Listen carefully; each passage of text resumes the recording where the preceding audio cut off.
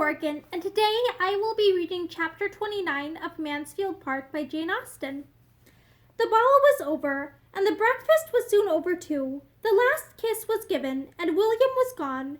Mr. Crawford had, as he foretold, been very punctual, and short and pleasant had been the meal.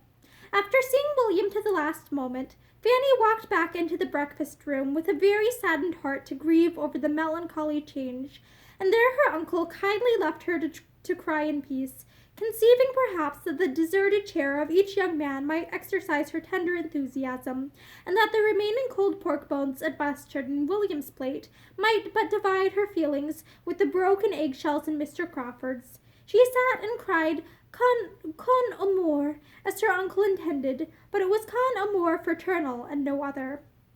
William was gone, and she now felt as if she had wasted half his visit in idle cares and selfish solicitudes unconnected with him. Fanny's disposition was such that she could never even think of her Aunt Doris and the meagreness and cheerlessness of her own small house without reproaching herself for some little want of attention to her when they had been last together. Much less could her feelings acquit her of having done and said and thought everything by William that was due to him for a whole fortnight. It was a heavy, melancholy day. Soon after the second breakfast, Edmund bade them good-bye for a week, and mounted his horse for Peterborough, and then all were gone. Nothing remained of last night but remembrances, which he had nobody to share in. She talked to her Aunt Bertram. She must talk to somebody of the ball, but her aunt had seen so little of what passed, and had so little curiosity, that it was heavy work. Lady Bertram was not certain of anybody's dress, or anybody's place at supper, but her own. She could not recollect what it was that she had heard about one of the Miss Maddoxes, or what it was that Lady Prescott had noticed in Fanny. She was not sure whether Colonel Harrison had been talking of Mr. Crawford or of William, when he said he was the finest young man in the room. Somebody had whispered something to her. She had forgot to ask Sir Thomas what it could be. And these were her longest speeches and clearest communications. The rest was only a languid, "Yes, yes. Very well. Did you? Did he? I did not see that. I should not know one from the other." This was very bad. It was only better than Mrs. Norris's sharp answers would have been, but she being gone home with all the supernumerary jellies to nurse a sick maid, there was peace and good humor in their little party, though it could not boast much beside. The evening was heavy like the day.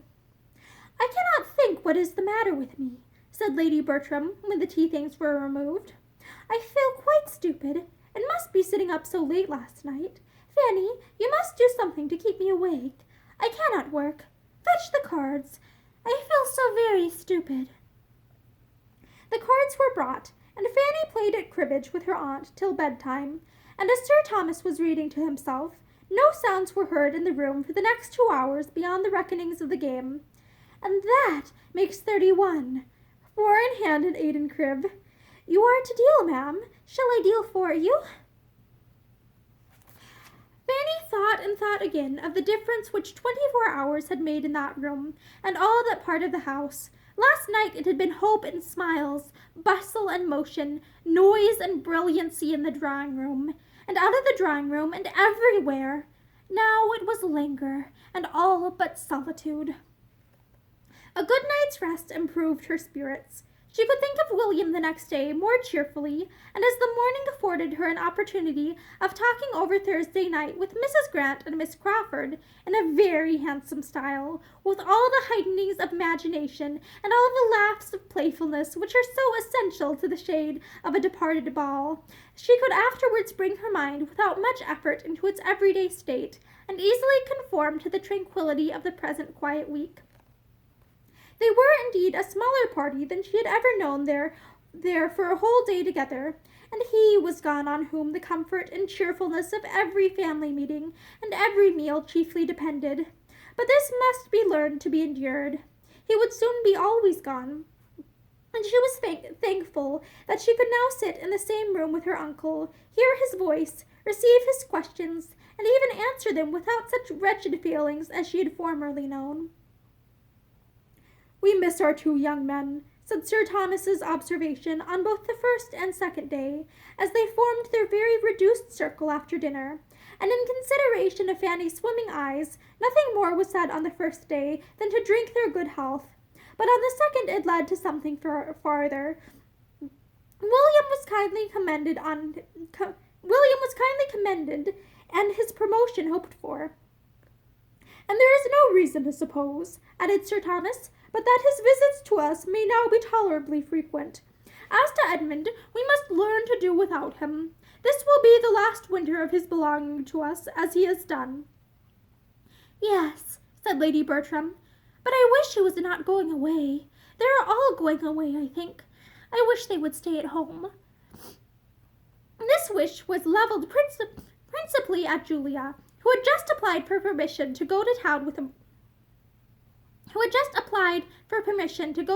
Maria, and as Sir Thomas thought it best for each daughter that the permission should be granted, Lady Bertram, though in her own good nature she would not have prevented it, was lamenting the change it made in the prospect of Julia's return, which would otherwise have taken place about this time.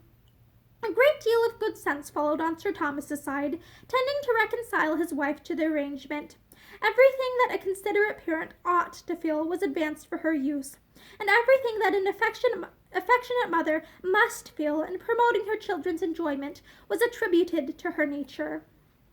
Lady Bertram agreed to it all with a calm yes, and at the end of a quarter of an hour's silent consideration, spontaneously observed, Sir Thomas, I have been thinking, and I am very glad we took Fanny as we did, for now the others are away, we feel the good of it. Sir Thomas immediately improved this compliment by adding, very true. We shew Fanny what a good girl we think of her by praising her to her face. She is now a very valuable companion. If we have been kind to her, she is now quite as necessary to us. Yes, said Lady Bertram presently, and it is a comfort to think that we shall always have her. Sir Thomas paused, half smiled, glanced at his niece, and then gravely replied, She will never leave us, I hope, till invited to some other home that may reasonably promise her greater happiness than she knows here. And that is not very likely to be, Sir Thomas. Who should invite her? Maria might be very glad to see her at Sotherton now and then, but she would not think of asking her to live there, and I am sure she is better off here. And besides, I cannot do without her. The week which passed so quietly and peaceably at the great house in Mansfield had a very different character at the parsonage. To the young lady, at least, in each family, it brought very different feelings. What was tranquillity and comfort to Fanny was tediousness and vexation to Mary. Something arose from difference of disposition and habit, one so easily satisfied, the other so unused to endure, but still more might be imputed to difference of circumstances. In some points of interest they were exactly opposed to each other. To Fanny's mind, Edmund's absence was really in its cause and its tendency a relief. To Mary it was every way painful. She felt the want of his society every day, almost every hour, and was too much in want of it to derive anything but irritation from considering the object for which he went. He could not have devised anything more likely to raise his consequence than this week's absence, occurring as it did at the very time of her brother's going away, of William Price's going too, and completing the sort of general break-up of a party which had been so animated. She felt it keenly. They were now a miserable trio, confined within doors by a series of rain and snow, with nothing to do and no variety to hope for. Angry as she was with Edmund for adhering to his own notions and acting on them in defiance of her, and she had been so angry that they had hardly parted friends at the ball. She could not help thinking of him continually when absent, dwelling on his merit and affection, and longing again for the almost daily meetings they lately had. His absence was unnecessarily long. He should not have planned such an absence. He should not have left home for a week, when her own departure from Mansfield was so near. Then she began to blame herself. She wished she had not spoken so warmly in their last conversation. She was afraid she had used some contemptuous expressions and speaking of the clergy, and that should not have been. It was ill-bred. It was wrong. She wished such words unsaid with all her heart. Her vexation did not end with the week. All this was bad, but she had still more to feel when Friday came round again and brought no Edmund, when Saturday came and still no Edmund, and when, through the slight communication with the other family which Sunday produced, she learnt that he had actually written home to defer his return, having promised to remain some days longer with his friend. If she had felt impatience and regret before, if she had been sorry for what she said, and feared its too strong effect on him, she now felt and feared it all tenfold more. She had, moreover, to contend with one disagreeable emotion entirely new to her: jealousy. His friend Mr. Owen had sisters. He might find them attractive, but at any rate his staying away at a time when, according to all preceding plans, she was to remove to London, meant something that she could not bear. Had Henry returned, as he talked of doing, at the end of 3 or 4 days, she should now have been leaving Mansfield. It became absolutely necessary for her to get to Fanny and try to learn something more. She could not live any longer in such solitary wretchedness, and she made her way to the park, through difficulties of walking, which she had deemed unconquerable a week before, for the chance of hearing a little in addition, for the sake of at least hearing his name. The first half-hour was lost, for Fanny and Lady Bertram were together, and unless she had Fanny to herself, she could hope for nothing. But at last Lady Bertram left the room, and then almost immediately Miss Crawford thus began, with a voice as well regulated as she could. "And how do you like your cousin Edmund staying away so long? Being the only young person at home, I consider you as the greatest sufferer. You must miss him. Does his staying longer surprise you?" "I do not know," said Fanny, hesitatingly. "Yes, I had not particularly expected it." "Perhaps he will always stay longer than he talks of. It is the general way all young men do." "He did not. The only time he went to see Mr. Owen before." "He finds the house more agreeable now. He is a very pleasing young man himself, and I cannot help being rather concerned at not seeing him again before I go to London, as will now undoubtedly be the case.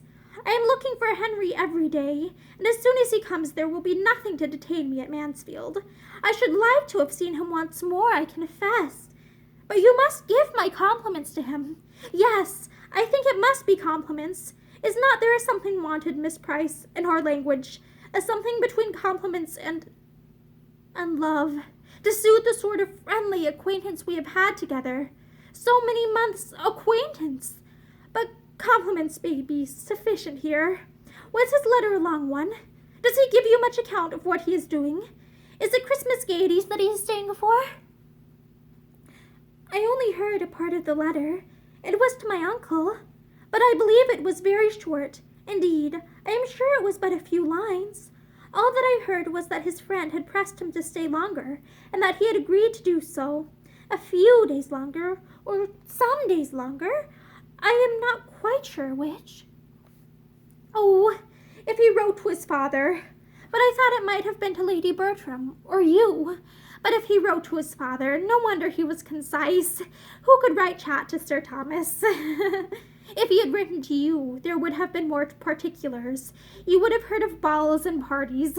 He would have sent you a description of everything and everybody." "How many Miss Owens are there?" 3 grown up." "Are they musical?" "I do not at all know. I never heard." "That is the first question, you know," said Miss Crawford, trying to appear gay and unconcerned, which every woman who plays herself is sure to ask about another. "But it is very foolish to ask questions about any young ladies, about any 3 sisters just grown up, for one knows, without being told, exactly what they are. All very accomplished and pleasing, and one very pretty. There is a beauty in every family. It is a regular thing. 2 play on the pianoforte, and 1 on the harp, and all sing, or would sing if they were taught, or sing all the better for not being taught, or something like that." nothing of the Miss Owens," said Fanny calmly. "You know nothing, and you care less, as people say. Never did tone express indifference plainer. Indeed, how can one care for those one has never seen?